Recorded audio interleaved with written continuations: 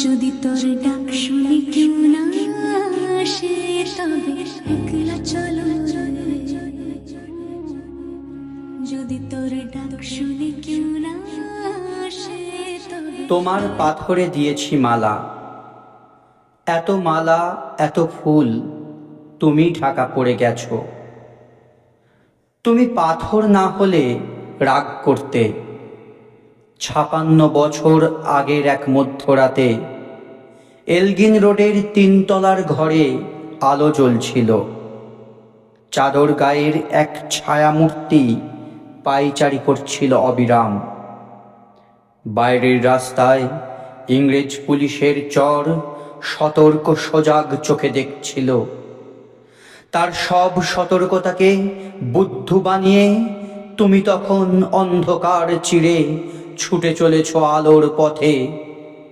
দেশের মানুষ, কাক পক্ষী কেউ টের পায়নি। তুমি চলে যাবার পর ৫৬টা শীত, বর্ষা, গ্রীষ্ম উধাও।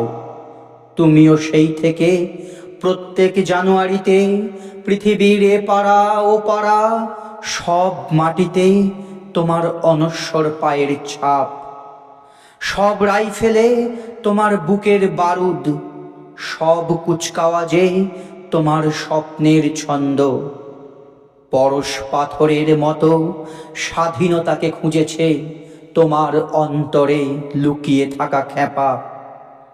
তোমার গন্তব্য ছিল স্বাধীনতা, তোমার পথ ছিল স্বাধীনতা, তোমার স্বপ্নও ছিল স্বাধীনতা, তোমার প্রেম ছিল স্বাধীনতা। তুমি রক্ত চেয়েছিলে স্বাধীনতার জন্য, তুমি তাই পাথর। যারা স্বাধীনতার আড়ালে চেয়েছিল গদি, চেয়েছিল সিংহাসন, ইংরেজের ছেড়ে যাওয়া লুটের রাজ্যপাট, তারা রইল সুখে। ভারতবর্ষের টাকায় তাদের সুখ, তোমার নয়। ভারতবর্ষের অফিসে আদালতে তাদের ছবি, তোমার নয়। ভারতবর্ষের সংবিধানে তাদের শৈশাবুদ, তোমার নয়। ইংরেজ গরিব মানুষকে পায়ের নিচে রাখত, আমরা বড়লোকদের মাথায় করে রেখেছি। স্মাগলার কিংবা ডাকাতকে জোর হাতে সভাপতির আসনে আহ্বান করেছি। ইংরেজ এদেশের লুট করত, আমরা দেশটাকে বেচে দিচ্ছি।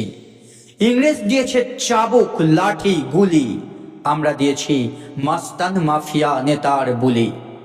ইংরেজ দিয়েছে কালাপানি, সেলুলার জেল, আমরা দিয়েছি টিভিতে সুপারহিট মোকাবিলা আর আইনসভায় আয়ারাম গয়ারামের খেল। ৫৬ বছর আগের এক মধ্যরাতে পরাধীন এই দেশ ছেড়ে তুমি চলে গিয়েছিলে স্বাধীন এক স্বদেশে ফিরে আসার স্বপ্ন নিয়ে। তুমি ফিরে আসনি।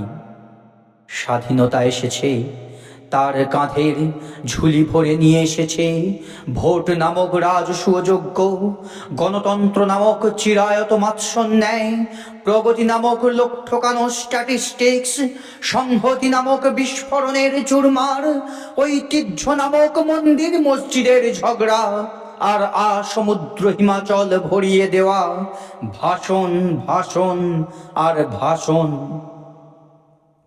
৫৬ বছর ধরে তুমি পাথর হয়ে আছো। ৫৬ বছর ধরে ভারতবর্ষ অধীর অপেক্ষায় কান পেতে আছে। ইথার তরঙ্গে কবে হঠাৎ শোনা যাবে স্বাধীনতার নিজস্ব কণ্ঠস্বর। আমি সুভাষ বলছি।